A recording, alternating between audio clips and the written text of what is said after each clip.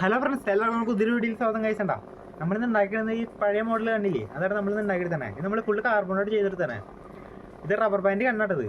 നമ്മളിത് ഇങ്ങനെ പിടിച്ച് ഇങ്ങനെ അപ്പോൾ അതിലോട്ട് പോട്ടെ. അപ്പോൾ നമുക്ക് ഇതെങ്ങനെ ഉണ്ടാക്കണം നോക്കാം. അപ്പോൾ നേരെ വീഡിയോയിലേക്ക് അതിനെ വെച്ചാൽ സബ്സ്ക്രൈബ് ചെയ്യുക, ലൈക്ക് ഷെയർ. അപ്പോൾ നമുക്ക് നേരെ വീഡിയോയിലേക്ക് പോകാം ഫ്രണ്ട്സ്. അപ്പോൾ ഇത് ഉണ്ടാക്കാനായിട്ട് നമ്മൾ കാർബണിൻ്റെ പീസിൽ നമ്മൾ ഇങ്ങനത്തെ രണ്ട് തോക്കിൻ്റെ ഷേപ്പ് ഇങ്ങനെ വരച്ചെടുക്കണം. ആദ്യമായിട്ട് അത് മുറിച്ചെടുക്കാം. അതിങ്ങനെ അടി ഇങ്ങനത്തെ ഒരു നീളത്തിലുള്ള പീസ് മുറിച്ചെടുത്തിട്ട് നമ്മൾ ഇതിൻ്റെ നടുക്ക് വെച്ചിട്ട് ഇങ്ങനെ നൊട്ടിച്ചെടുക്കുക.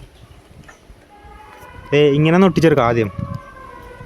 അതിൻ്റെ ഇവിടെ നിന്ന് എടുത്തിട്ട് ഇവിടേക്ക് നൊട്ടിച്ചെടുക്കുക. അങ്ങനെ തന്നെ അവിടെ പൊട്ടിച്ചെടുത്തുകൊണ്ട് അതിന് ഇങ്ങനത്തെ ഒരു പേപ്പർ റോളാക്കി എടുത്തെടുക്കുക.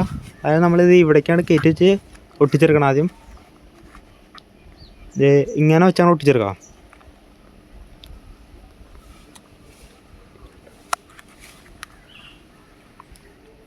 അത് കഴിഞ്ഞിട്ട് ഇങ്ങനത്തെ ഒരു പീസ് നമ്മൾ മുറിച്ചെടുക്കണം.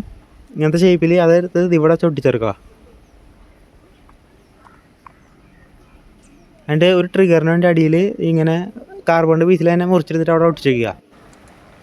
പൊട്ടിച്ചെടുത്തിട്ടുണ്ട് കേട്ടോ. നമ്മൾ അതിന് ഇങ്ങനത്തെ ഒരു പീസ് എടുത്തിട്ട് കാർബണിൽ മുറിച്ചത് അതെടുത്തിട്ട് നമ്മൾ അതിൻ്റെ ഫ്രണ്ടിൽ വെച്ച് ഒട്ടിച്ചെടുക്കുക. ആ റോളിൻ്റെ ഉള്ളിലേക്ക് ഇറക്കി വെച്ചിട്ട് ഒട്ടിച്ചെടുക്കുക. പിന്നെ ഇങ്ങനത്തെ ഒരു നീളത്തിലുള്ള പീസ് എടുത്ത് ഇവിടെ നിന്ന് ചുറ്റി കൊടുക്കുക. ചുറ്റിയിട്ട് ഒട്ടിച്ചെടുക്കുക. കേട്ടോ. അപ്പോൾ നമ്മുടെ തോക്കിൻ്റെ പരിപാടി ഇത്രയുള്ളൂ കേട്ടോ. അങ്ങനെ സിമ്പിളായിട്ട് നമുക്ക് ഇത് ഉണ്ടാക്കാട്ടത്.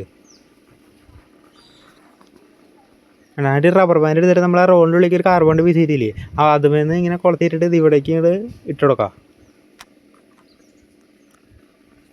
വേണ്ട, ഇത് വർക്ക് ചെയ്യണത് ഇവിടെ പിടിച്ച് നമ്മളിന്ന് പൊക്കുമ്പോഴാണ്. ഈ റബ്ബർ ബാൻഡ് പിടിച്ചൊന്ന് പൊക്കുക ഇവിടെ. അപ്പോൾ അതിന് അടിയിലിട്ട് പോട്ടാ. വേണ്ട,